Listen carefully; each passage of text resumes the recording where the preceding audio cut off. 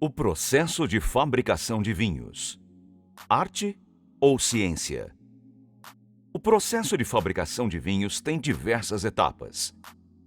Fabricar vinhos é o uso da ciência para a criação de obras de arte. Dormovil Ferreira, fundador da Vinícola Ferreira. A vinificação é o conjunto de procedimentos e processos empregados para a transformação da uva madura em vinho. A vinificação do vinho tinto inicia-se com a maceração das partes sólidas. Vinho é suco de uva fermentado. A vinificação do vinho branco normalmente ocorre sem a fase de maceração ou com maceração curta. A maceração curta é também utilizada para a elaboração de vinhos rosados. A seguir, são enumeradas e comentadas as 22 principais fases da vinificação. A colheita da uva deve ser realizada manualmente, com tempo seco e, preferencialmente, nas primeiras horas da manhã. Na recepção da uva na vinícola, a uva é pesada e é medido o Brix, grau glucométrico, teor de açúcar, que representa a percentagem de açúcar existente em uma amostra de mosto, caldo da uva. Esta medição determina o potencial alcoólico do futuro vinho. Durante a colheita, as uvas são colocadas em caixas para transporte. Cada caixa contém, no máximo, 15 quilos de uvas. Estas caixas são transportadas para o setor de recepção e seleção, para a pesagem final. A seguir, é feita uma seleção adicional para eliminar cachos defeituosos que serão descartados. Realizado por esmagadora desengaçadora, a qual separa o engaço e esmaga as uvas sem triturar as cascas e sementes. Na vinificação em tinto, o esmagamento das uvas tem como finalidade liberar o suco contido na polpa e facilitar a dissolução da matéria corante durante a maceração. Para uvas brancas, uma variação bastante utilizada da técnica é o desengace sem esmagamento. A uva é em seguida prensada inteira, o que pode aportar maior qualidade aromática ao vinho. O uso de metabisulfito de potássio em enologia é uma prática bastante antiga. O metabisulfito de potássio, ao contrário do que muitos pensam, não é somente um conservante. Possui ação conservadora devido ao seu resultado quando em uso, mas, na verdade, trata-se de um seletor de leveduras, eliminando das uvas ou do vinho as leveduras nocivas ao correto processo de vinificação. Atua como agente sequestrante de oxigênio, reduzindo a oxidação, mata a flora indesejada, torna os polifenóis mais solúveis e atua como agente antioxidásico contra as enzimas oxidásicas. Deve ser utilizado na primeira fermentação, com as cascas, em todas as trasfegas e também no engarrafamento. A utilização de enzimas pecnolíticas aumenta o rendimento da uva em mosto, facilita a filtração e a clarificação de mostos e vinhos e contribui para a obtenção de vinhos mais límpidos. Os preparados enzimáticos podem ser adicionados sobre a uva esmagada ou sobre o mosto na saída da prensa, no caso de vinificação em branco. Esta operação é realizada na vinificação em branco. Consiste na separação dos constituintes sólidos do mosto, borras. Na quase totalidade dos casos, a desborra é feita por decantação das borras, acelerada pelo resfriamento do mosto. É também utilizada durante a fase pós-fermentativa, estabilização, na elaboração de vinhos brancos e tintos, em procedimentos denominados trasfegas. As leveduras são os micro-organismos que transformam o açúcar contido no mosto da uva em álcool etílico e compostos secundários. Levedura encontrada na natureza por Louis Pasteur, fundador da levedura seca, cresce naturalmente em frutas que contêm açúcar. São, portanto, os agentes biológicos da vinificação. O melhor método de adição da levedura ao mosto é através de pé de cuba, que consiste em diluir um preparado comercial de leveduras secas ativas em uma quantidade de mosto que represente 2 a 5% do volume total a fermentar. A levedura Saccharomyces cerevisiae é a única a prestar-se à vinificação, uma vez que tem a capacidade de transformar totalmente os açúcares da uva em álcool etílico e outros compostos secundários.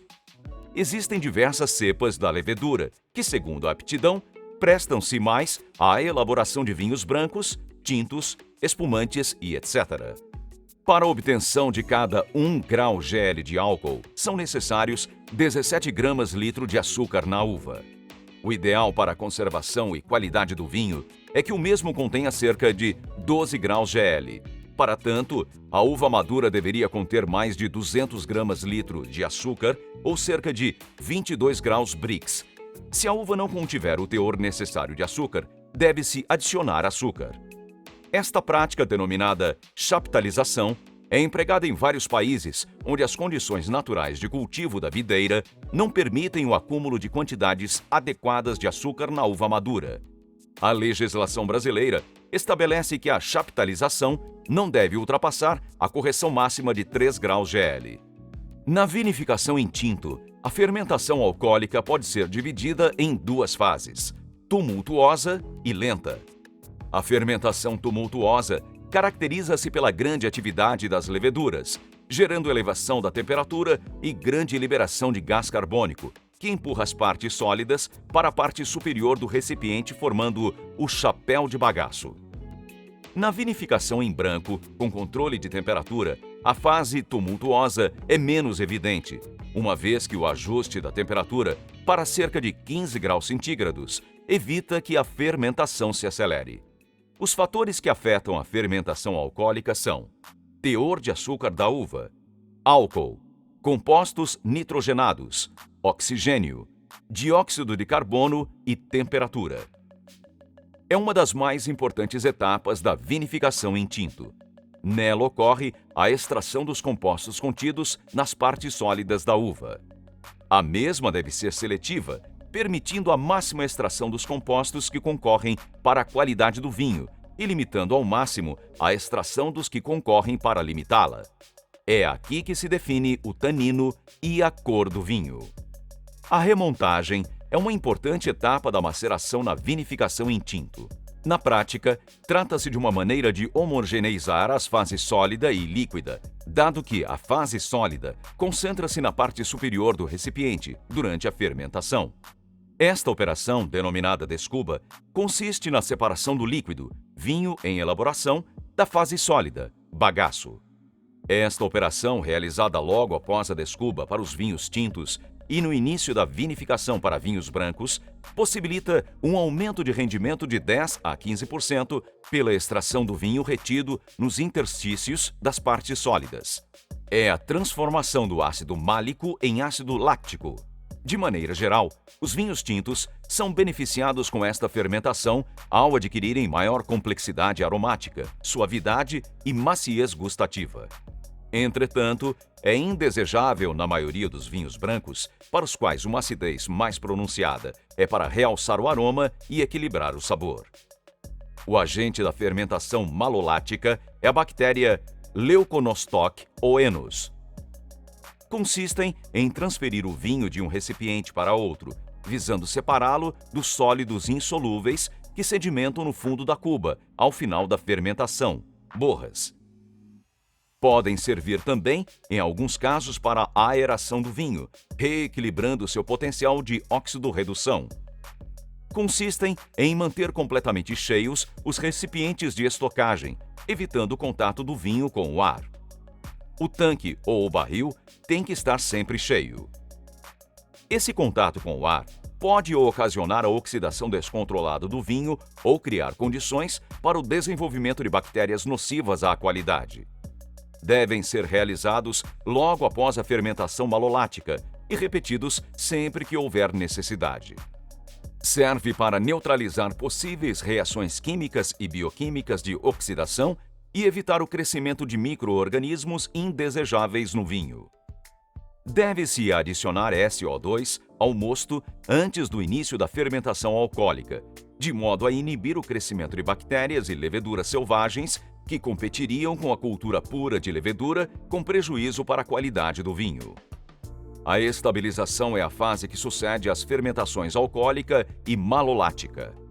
Nela, diversos elementos originados da uva ou da autólise das leveduras são neutralizados e induzidos à sedimentação via métodos químicos ou físicos. Uma vez decantados, são então extraídos.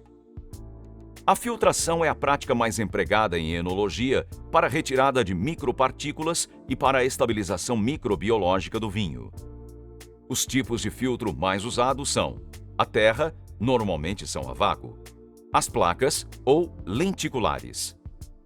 Bitartarato de potássio cristaliza-se em barris de vinho durante a fermentação do suco de uvas. Nos vinhos engarrafados antes que estejam inteiramente maduros, tartarato de potássio pode precipitar-se nas laterais da garrafa em espécie de crosta, assim formando o que é chamado em algumas regiões de borra. Esta forma bruta é coletada e purificada para produzir o pó branco inodoro, ácido usado para muitas finalidades culinárias e domésticas. Esta prática é recomendada para os vinhos tintos ou brancos, principalmente tintos, cuja estrutura química seja suficientemente complexa de modo a beneficiar-se da oxidação controlada, que possibilita o contato com a madeira. Para serem aptos, os vinhos devem apresentar adequado teor alcoólico, entre 12 e 13 graus GL, baixa acidez volátil, alto extrato seco e ausência de qualquer defeito ou alteração que possam ser salientados no processo. A madeira permite a penetração lenta e contínua do oxigênio, que favorece as reações de condensação entre antocianinas e taninos, contribuindo assim para a estabilidade da cor, a diminuição da adstringência e o aumento da complexidade aromática. Além disso, a madeira é fonte de taninos elágicos e substâncias aromáticas que são transferidos ao vinho. Normalmente, os vinhos são elaborados sem mistura de variedades em um mesmo recipiente e assim permanecem até o final da estabilização. Nessa fase, podem ser engarrafados como tal, são os chamados vinhos varietais, ou podem ser misturados com o objetivo de obter um produto mais harmônico, remediando o excesso ou a deficiência de certos componentes. As garrafas de vidro de 750 ml de capacidade são os recipientes utilizados por excelência em todo o mundo. No engarrafamento de grandes volumes de vinho, são utilizadas máquinas engarrafadoras automáticas. As rolhas de cortiça natural são ainda hoje os melhores objetos para tampar garrafas de vinho. Existem vários tipos de rolhas para vinhos tranquilos. Para espumantes, as rolhas são de um só tipo, específicas para o tipo de garrafa utilizado e para a pressão que devem suportar. Na garrafa, o vinho deixa de estar sob um ambiente oxidante e passa a estar sob um ambiente redutor. O tempo de envelhecimento em garrafa é determinado pelo potencial de cada vinho, variando de alguns meses a vários anos. Nessas condições, desenvolve o aroma terciário ou de envelhecimento. Este aroma, por ser bastante complexo e sentido na degustação buco-nasal, é denominado bouquet.